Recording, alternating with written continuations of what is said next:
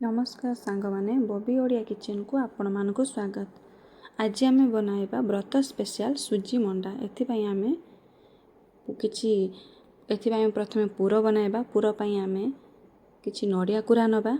जेतिकी नडिया कुरा नबा ना सेतिकी ताठू टिके अधिका चीनी नबा।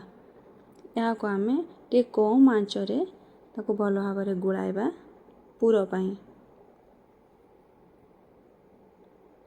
आको एमिति भल भाबरे गोळाइबा। चुलीर आंच बेसी देबेनी, पुरटी टी कम आंच रे हबो।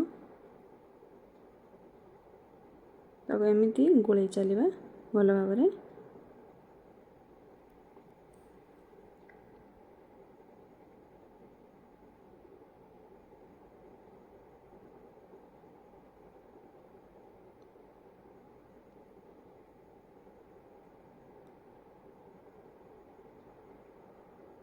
ये पुर गुड़िक हाथ को एमती हाथ रे जाकिबे। जदि मिठाई टाइप रो करे जदि या ठीक ठाक सेट हो जीवो ना जानिबे पुरटी हमर ठीक ठाक रे होई गला। एबे पुर गुड़िक हाथ ठीक रे हो गलानी। हाथ ठीक रे लागुची पूरा सेट हो जाउची पुर हो गला। या को गोटे पात्र को काढी पकाइबा। एथिरे आमे गुजराती दालचीनी लवंग अदा एही परी 10 मसला पकाइबा। कारण यह 10 मसला तैयारी हबो।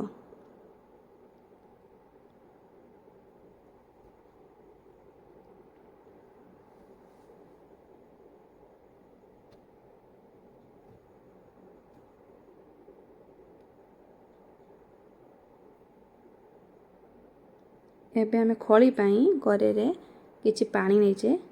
पानी टिकु बेसी फुटाइबेनी, माने टिके गरम हबो। ए पानी हमर गरम हो गलानी टिके। एथिरा में आवश्यक अनुसार लूण पकाइबा।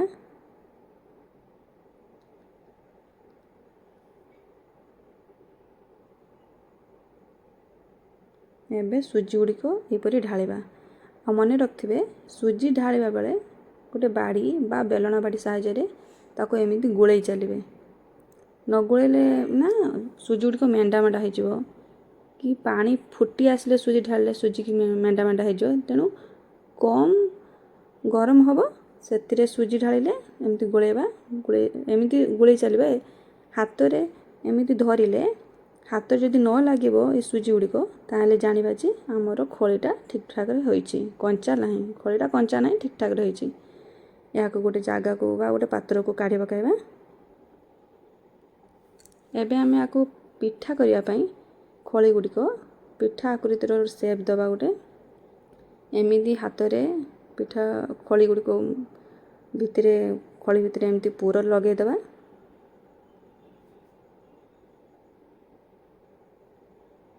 पूरा गुड़ी को पुराई दुई पाख सारा एमिति हाथ रे ताकू दुई पाख सारा जाकी दबा। नहले तेल रे पकाइले से पूरा गुड़ी को खुली की तेल सारा होई जिवो।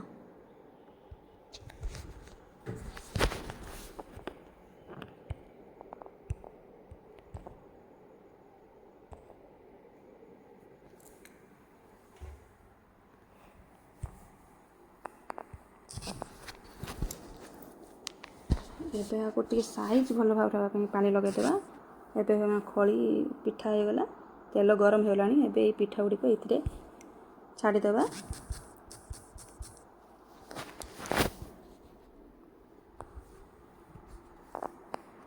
दुई पाख सारा गोल्डन ब्राउन कलर हबा पर्यंत ए सब को छाणीबा।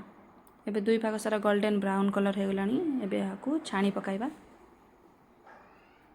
एबे आको पिठा हमर हो गलानी। एबे गोटे पात्र को काढी पकाइबा।